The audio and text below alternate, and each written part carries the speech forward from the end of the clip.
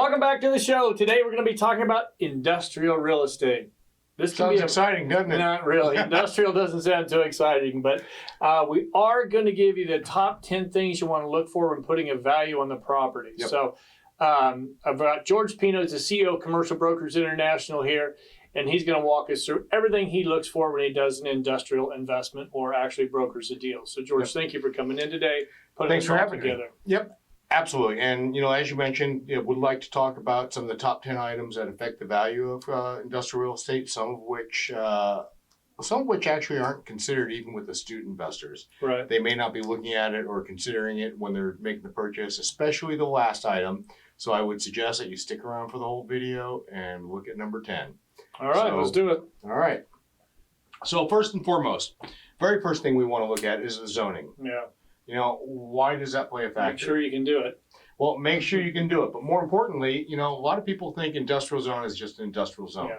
But they have different levels of industrial zoning that also allow for things like manufacturing. Mm-hmm. And especially when you start getting into the manufacturing aspects of industrial properties, they have different levels of manufacturing. You can have light manufacturing versus heavy manufacturing using volatile chemicals.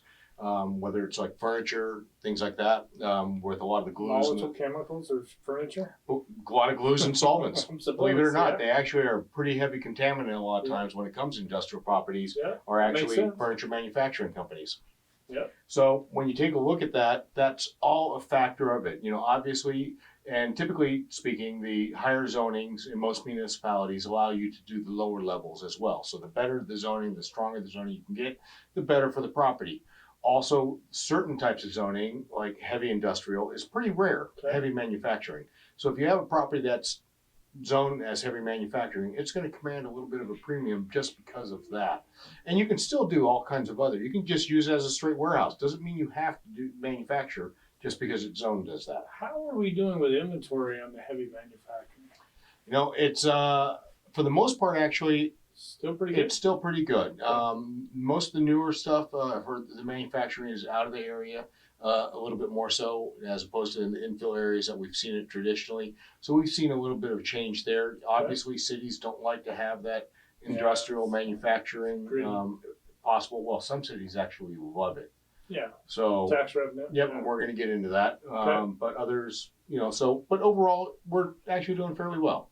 Okay, so next item. Power. Oh, yeah.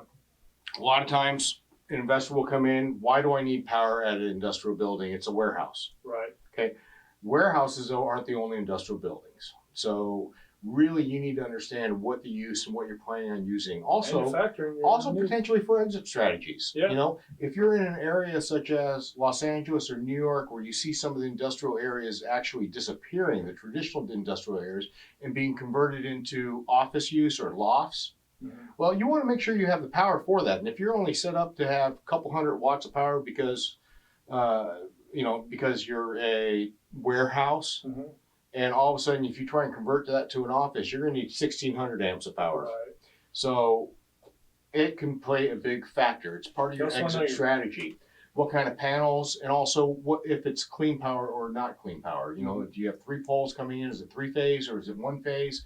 What is the power situation? So that always plays a factor, especially in some areas like Los Angeles, where it can take up to 2 years to upgrade the power. Oh, yeah. So, if you're buying a property that as we get into it, cold storage. If you're buying an industrial property, you want to convert it to cold storage. If it doesn't have the power, you're going to be at least 2 years behind the ball just getting the power there. Yeah. So, next. Clear span and clear height are the next 2 items. So clear span is exactly how it sounds. It's kind of like the width, the maximum width before you run into a pole. Right. So a lot of times you'll see some buildings that are constructed and they have poles in them. Mm-hmm. Other buildings are constructed like with a bow truss roofing system where it's completely clear. There's nothing down, no poles, no support poles. Everything is supported by the exterior walls. And then clear height. Now, why that's important is also has to do with logistics, moving in and out, moving stuff around, taking the pallets out, bringing them in, more storage areas, how high you could potentially like here, stack this stuff. would be the so top. This is clear height, and this would be the height, or clear the maximum height that you're clear on. Mm. But if you notice, in coming between, up, it actually goes a lot higher. So you can actually stack much higher in between.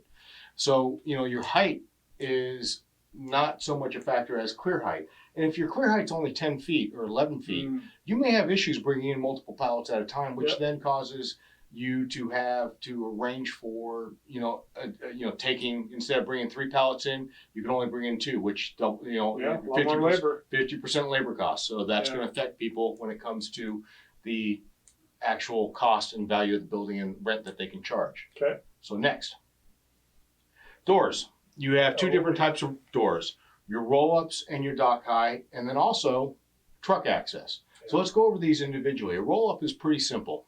This is your traditional smaller warehouse type door. It's usually either a 10 or 12 foot door, sometimes 14, about the same width, and then it just rolls up. Right. So you can bring stuff in, and it's typically ground level. Now, dock high means that it is set at a height that is standard for trucks. Even with the truck. Even with the truck bed, Yeah. standard, it can be adjusted. These are special ones, dampeners that can actually adjust up or down a little bit, so adjust for the truck itself. So, but typically you just roll right into it, and you can lay out either a ramp or so just to roll things off the truck. That way you don't have to have a forklift that will take it off the truck, put it down to ground level, and then push it into the warehouse. So it makes for ease of deliveries, ease of time, and therefore less costs. You can charge higher rents. Truck access, especially in infill areas or growing areas, It can be difficult.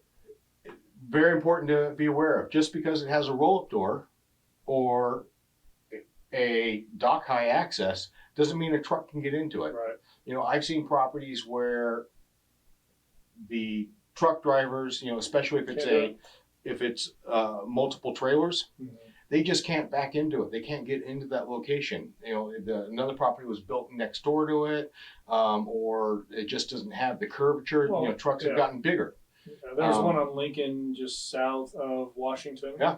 On the west side. West side. And it was a great building. Yeah. But you could not get a truck into it because of the construction that's going Absolutely. around. So if you can't get a truck into it it, lost all of its value because they allowed the construction around it. Absolutely. That, and then you start having to think about how we're going to offload the truck then, or either that or you're going to have to reposition it. Do they offload it from the street, which I've seen people do.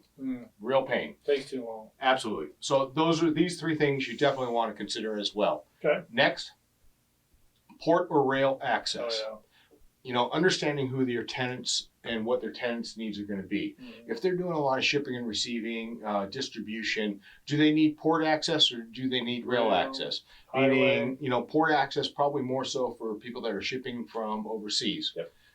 Rail access for shipping within the United States. Highway access for more local municipalities going out for like last mile distribution type or the last few miles distribution.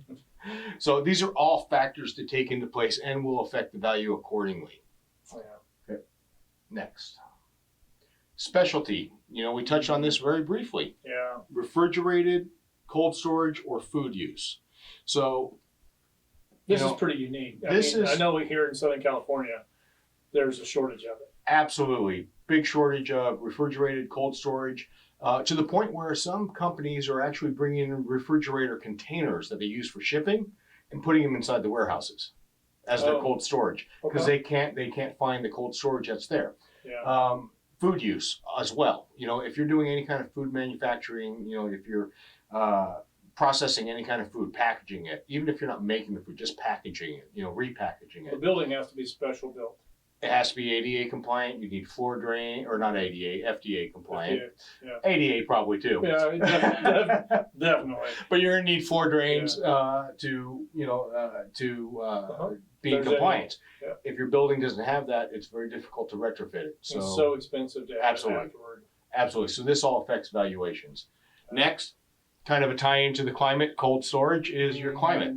Yeah.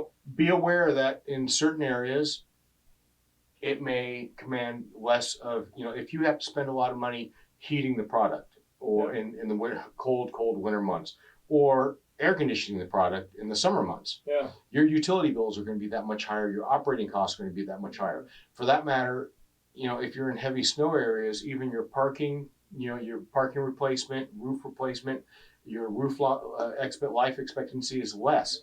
So as such, you incur more expenses, or the tenant incurs more expensive, even if it's a triple net lease. But overall, the tenant's then going to want to pay less to offset those additional expenses. Sure. So this will affect your value, is the actual climate. Where are you going to buy? Where is it and why? So definitely something to take into consideration. And lastly, this is the one I was talking about, business taxes. That was a great one. I'm actually surprised how many people don't really even take into consideration the business taxes of a municipality in the area. There are actually cities, whole cities, that have been built specifically, city of Vernon in Los Angeles, for instance. There's not one residential house on there. Right. It's all industrial. Yep. And the tax rate is very low in relation to other surrounding cities. So because of that, companies want to be in that area. And it's in high demand, as just like anything else. Supply and demand. Yeah. If it's always in high demand, the supply is limited because it's only that city. Your rental rates are going to go that much higher. Same goes for, Fort Worth built an entire the airport just for industrial use. Has some of the lowest rates when it comes to taking off and landing for touchdown fees. So these are all they've landed a lot of big corporations because of that. Absolutely, because now it's a nice hub, but then that also then pushes out. The corporations want to be, when it lands, they got to offload that pretty quickly. So you better have some good industrial warehousing and distribution right nearby. There's plenty of it there. So absolutely. But this is what I mean by, you want to take a look at what is going to attract the tenants. And this is something that a lot of investors and landowners don't take into consideration because it doesn't affect them. Right. But if you can build it in, this area has better business taxes, and your property in downturn markets is going to be in that much more demand because that's where everybody's looking to save a penny. Now, these are mostly done on triple net leases? How are they done? It's typically it's either going to be a modified gross or what they call industrial gross, net of janitorial and utilities, or it will be triple net. Okay. All right. Well, George, thank you very much. This is a lot of great information. Absolutely. You're welcome. And thank you guys for watching.